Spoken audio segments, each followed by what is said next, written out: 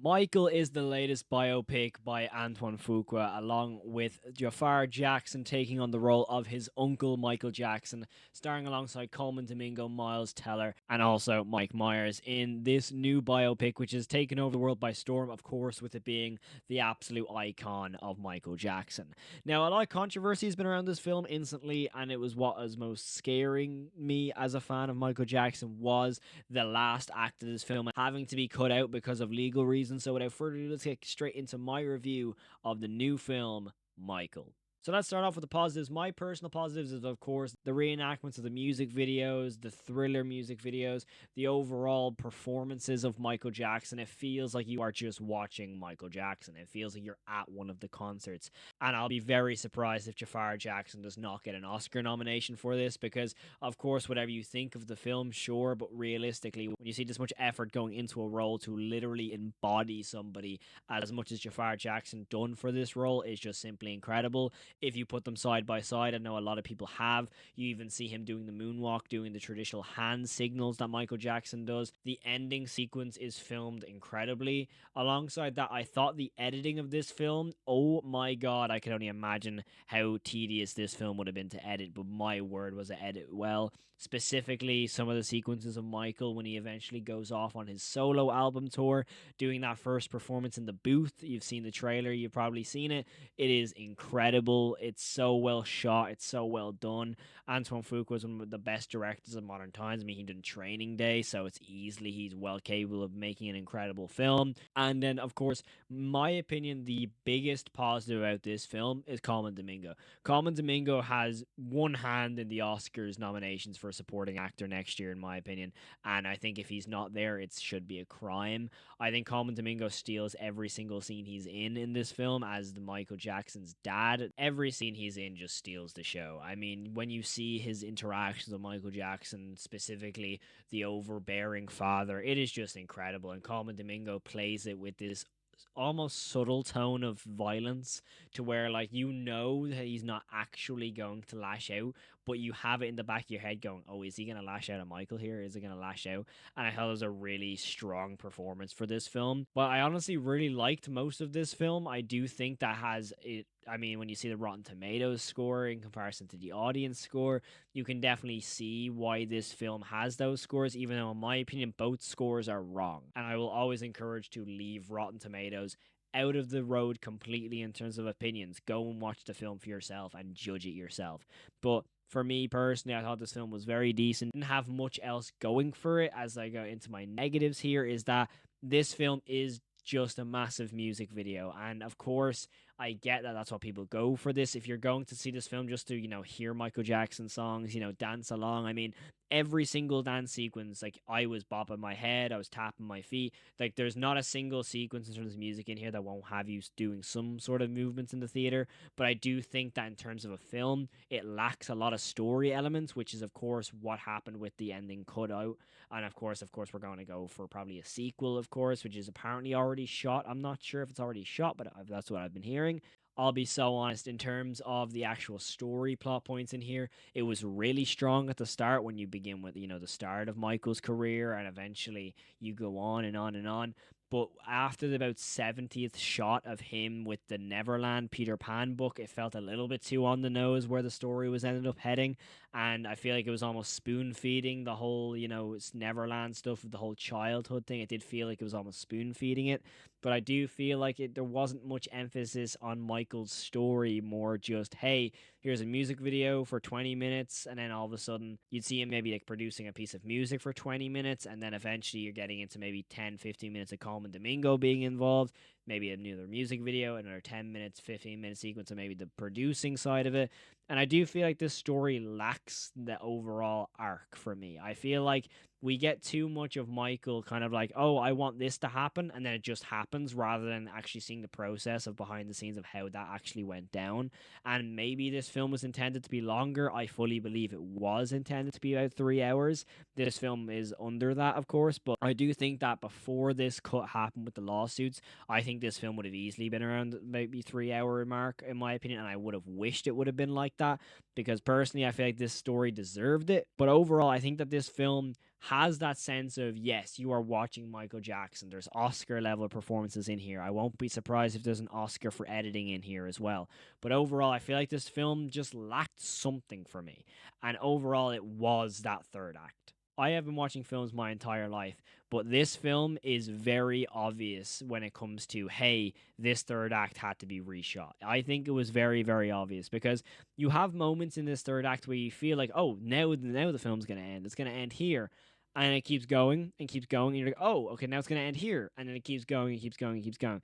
And it feels like that it was like, hey, we can't have this in the film, so how are we going to pay off the ending of this film? And in fairness, the ending they have is entertaining. I'm not going to sit here and say this film isn't entertaining. Like, I can tell you right now, this film is a blast. I will tell you that the film is fun. It's a good watch. It's not this film that slogs its way through. But I do feel like the film didn't put much emphasis on Michael Jackson's actual impact of music. I mean, you have some elements in here when he kind of like, heals the world together, but I do feel like it could have gelled that little bit more into the story.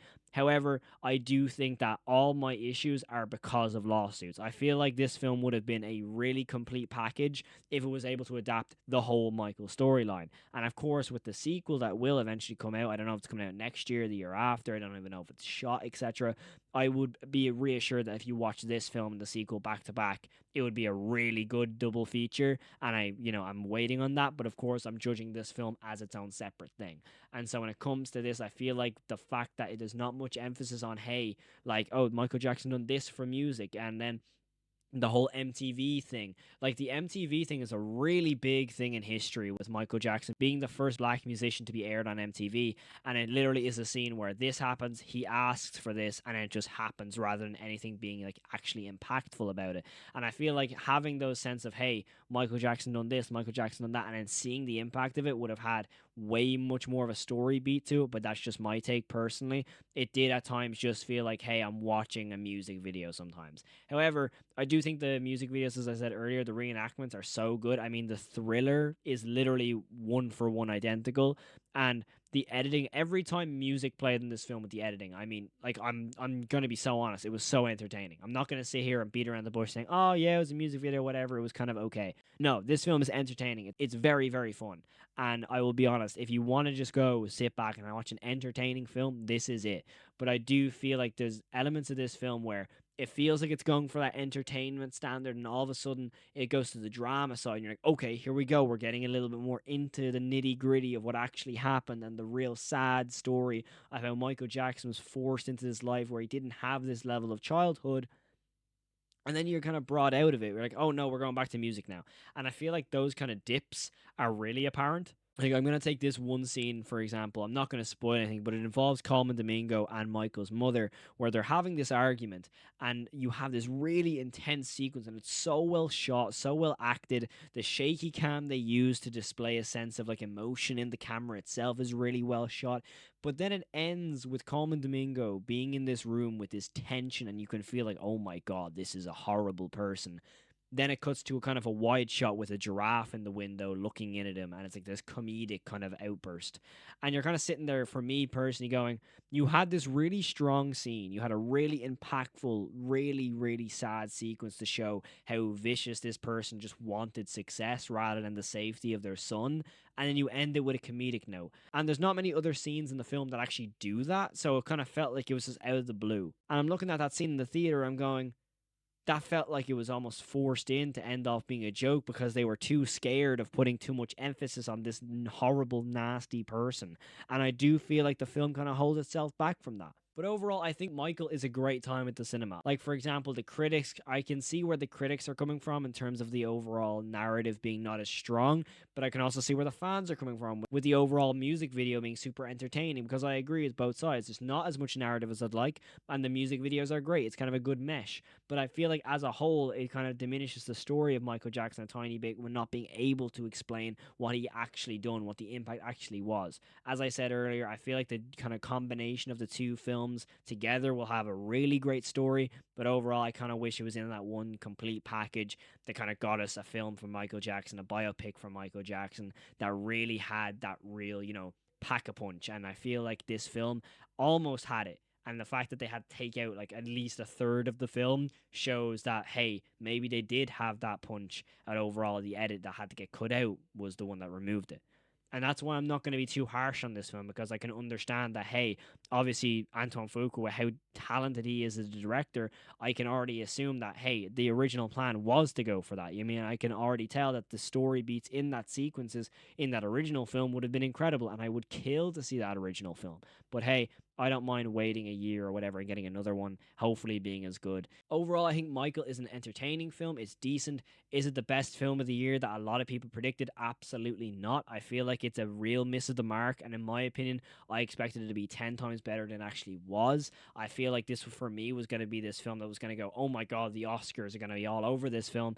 And yes, I do feel it will get maybe 3 nominations with Coleman Domingo, Jafar Jackson, and the editing, but as I originally say, I honestly thought Jafar Jackson was going to actually get the Oscar for this after his performance. But for me personally, I'm kind of looking at this going, hey, his performance is good, but would I already give him the Oscar for it that I initially thought would have been happened? I honestly don't think so. But overall, we still have to see all the other films, like the Matt Damons, the Odyssey, and all that sort of stuff. We have, obviously Chalamet and Dune 3 and stuff. So obviously, in comparison to them, we don't know. But overall, Jafar Jackson was incredible in this film. Coleman Domingo, steals the show, was my favorite character in the, well, not favorite character, but favorite acting performance in the film for sure. Thought Miles Teller was very good. I thought the actor who played the kind of like bodyguard, I thought he was really, really fun. I enjoyed his character a lot. You could tell he actually cared about Michael. I love those story beats. The film is written very well. It's written well. I can already imagine what it would have been if it was a full thing and not getting cut out.